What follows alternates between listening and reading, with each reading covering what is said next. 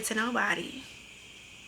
Y'all the first to know this. Where you make some money? What type of money you talking about? I didn't talk to my mom about this. I didn't talk to no friends.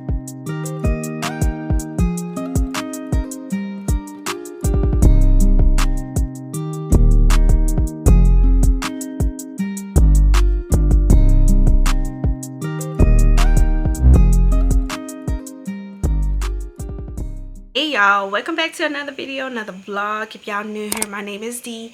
Do not forget to like, comment, subscribe, drop a B down below. Let me know you're part of the D hive. To the age that I am right now, baby, I got some stories, and I said I might as well just go ahead and just start this little, this series, story time with D. Y'all want to know more, or if y'all want your girls to give you another story time, make sure y'all give this video a big thumbs up and make sure y'all subscribe. That I'm about to tell, it's okay for me to talk about it because this is not going on my actual life. This happened probably when I was like 21, probably 2021. Okay, so it is okay. I do not talk to none of these people in this story, but I'm just give it to you the way it happened. When I first turned 18, I got a tattoo. My first tattoo I got, it is my daughter's name. Y'all probably can't see it, but this is a tattoo that I've been having. Cheesy tattoo. I went to this tattoo shop, that was not far from my house. That was my first tattoo.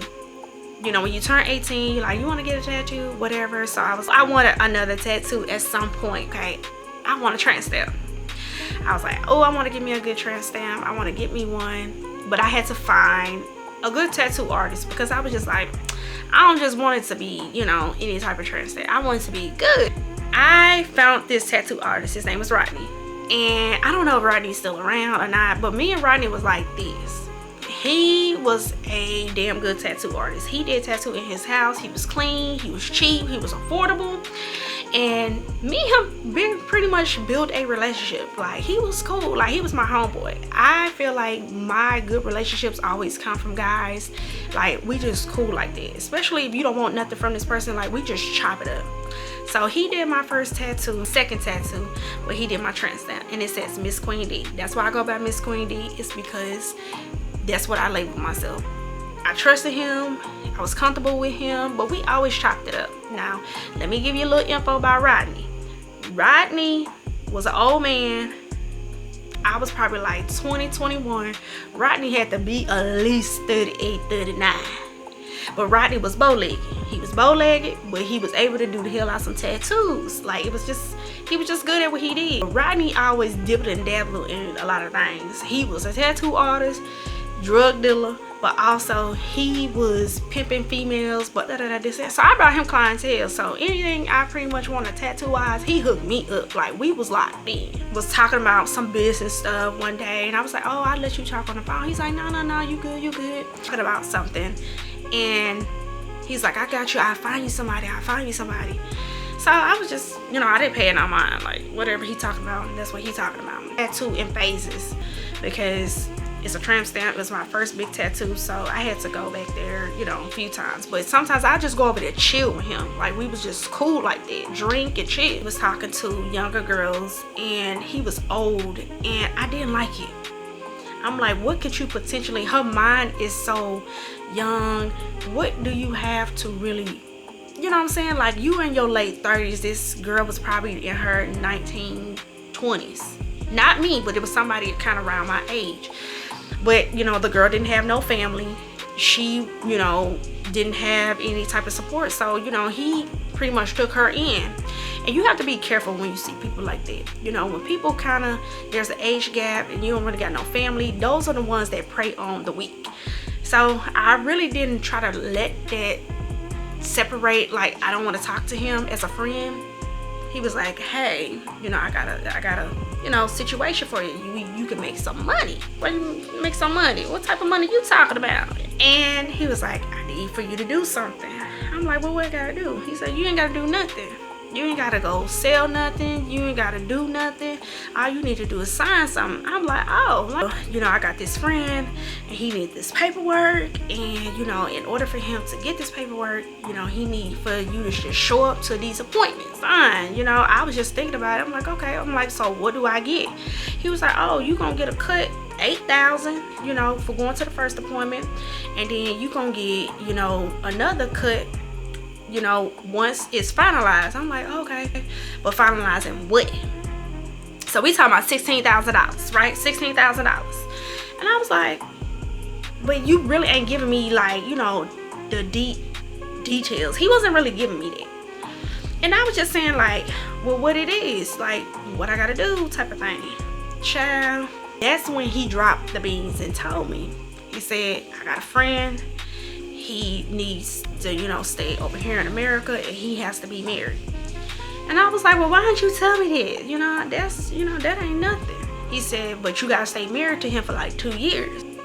If y'all new here, I was a teenage mom, okay? I was with my daughter's dad till I was probably like 23. At this time frame, my baby dad was already gone to prison. He was already gone to prison, and from there to me, I'm like, okay, I'm gonna get this money. But then I thought about it. I'm already common law to my baby daddy. How is that gonna work? You know what I'm saying? In this paperwork and stuff like that. So, you know, me being questionable. So I told Rodney, I said, Rodney, if I gotta marry him, like, what do you get? He like, oh, he sliding me some too. Hold on, wait a minute. Now I understand you to connect. You to connect, you to plug, and you getting some. But he didn't never tell me how much. He didn't ever tell me. So I was just like, it ain't, I sat on it for a little bit. I waited to really decide if I'm gonna really do this. I talked to my mom about this. I didn't talk to no friends about it. I just used my common sense and realized, bitch, you finna marry a whole African. You finna be a concubine, girl. A concubine. Africans, I ain't trying to get into the culture, but what if you do gotta have a child with him, you know? I was just saying to myself, you know, right situation, wrong person. I ain't that desperate. So I told Rodney, I said, Rodney, at this point, I can't do that. I can't. Like, nah. He like, and you know, he tried to, you know, warm me up to it. Like, it ain't that bad. You could just, you know what I'm saying? All you gotta do is show up to the appointments. And that's when I realized, when people was trying to get that green card, what you had to do. The man wasn't even cute. He wasn't even no cute African. And my thing is, how you found him? Like, do you got this whole type of business arrangement going on with these people around here? Because I'm not the girl for it. But I think he thought I would because we was cool. Y'all, we talking about years later. I still laugh about this because I cannot believe, like, girl, you almost married an African for $16,000 for 2 years. And then what if you can't get out of it? Because a lot of people, like them shows, 90 Day Fiance, they be sitting up there, swear they love them people and get them over there and get them married, and they be doing them people wrong. But see, that wasn't out then. You know what I'm saying? Child, I said, ooh, I'm a little too ashamed to tell this story, but I know somebody out there might be going through it. So but yes, y'all, your girl almost been a concubine. I almost been an African wife. You know, my little dashiki and everything.